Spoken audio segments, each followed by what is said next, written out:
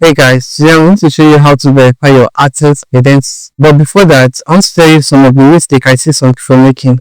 And some of the mistakes I see some people making is that they use the new verification method to verify their identity. This particular method is currently in testing and they end up getting demonetized because your AdSense will not accept your face verification because it might not tally with the picture or the passport in your ID card.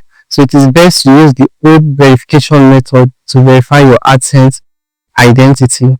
So kindly stick around to the end as I show you how to use the old method in verifying your identity on your AdSense account.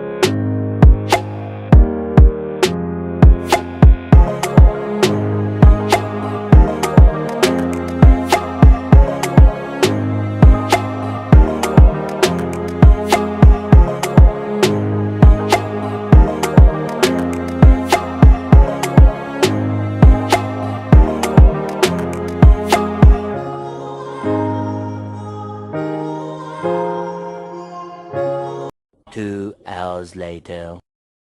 I